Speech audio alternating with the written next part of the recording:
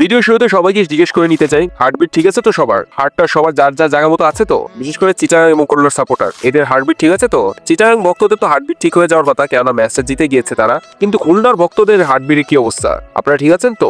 আইরে ভাই, কোয়ালিফায়ার 2 ম্যাচটা কি ম্যাচ হয়েছে এটা প্রতিটা মানুষের হার্টবিটটাকে 1 ইঞ্চি হলো লাড়িয়ে দিয়েছে জায়গা থেকে। এরকম একটা ম্যাচ হয়েছে। তো দিন শেষে চিটাগাং এই প্রেশারটাকে সুন্দর মতো হ্যান্ডেল করতে পেরেছে বিদায় ম্যাচটাও জিতে নিয়েছে।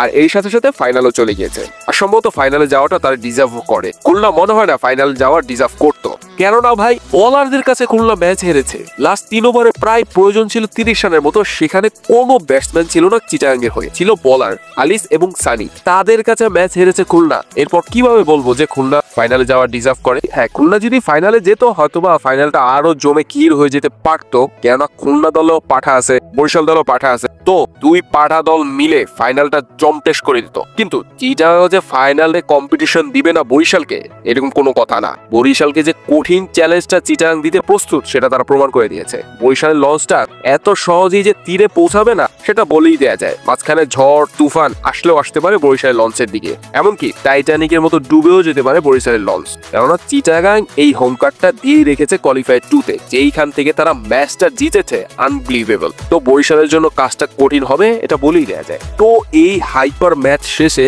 খুলনার ভক্তরা নতুন করে তুলেছেন অভিযোগ। বলছেন এই ম্যাচে ফিক্সিং হয়েছে, এটা হয়েছে, ওটা হয়েছে, ব্লা ব্লা ব্লা ব্লা ব্লা ব্লা। চিটাগাং ম্যাচ ফিক্সিং করেছে। তারা বলছেন আলিস ইনজুরি হয়ে গিয়েছে, এরপর তিনি আবার কিভাবে ব্যাটিং করতে আসেন, তার মানে এটা তো ফিক্সিং, এরকমটাই বলছেন খুলনার ভক্তরা। হ্যাঁ, বুঝতে পারছি এই যেখান থেকে ম্যাচটা হেরেছেন মানাটা মুশকিল।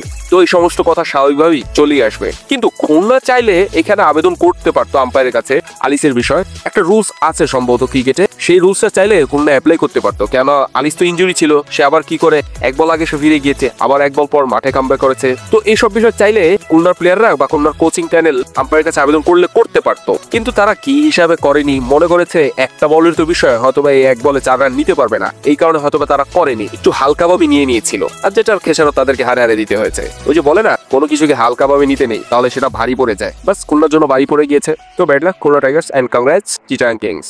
আর এই চিটাগাং কিংস ফাইনালে যাওয়ার পরপরই হুঙ্কার দেওয়া শুরু করে দিয়েছে বরিশালকে তারা ফাইনালে হারিয়ে চ্যাম্পিয়ন হবে। এই গ্যারান্টিটা তারা 90 থেকে 95% দিচ্ছে। তো বরিশালের ভক্তরা আপনাদের কি মনে হয়, সত্যি কি এরকমটা হবে? কেননা ওদের কনফিডেন্সটা এত হাই, যেখান থেকে তারা ম্যাচ জিতেছে, ওদের নাকি কোনো ভয় ডর নেই। তো যার কারণে ওরা বরিশালকে হারিয়ে দিতে সক্ষম। এখন আমি যেখানে থাকি সেখানে আশপাশের অনেক ম্যাক্সিমাম লোকই চিটাগাং ভক্ত, তারাও একই কথা বলছে। আমি ফেসবুক, ইনস্টাগ্রাম ওইসব জায়গায় ঢুকছি, সেখানেও একই কথা দেখছি। চিটাগাং ভক্তরা অগ্রিম হুমকারি দিয়ে রাখছে। তো বরিশালের ভক্তরা আপনারা কিছু বলবেন না?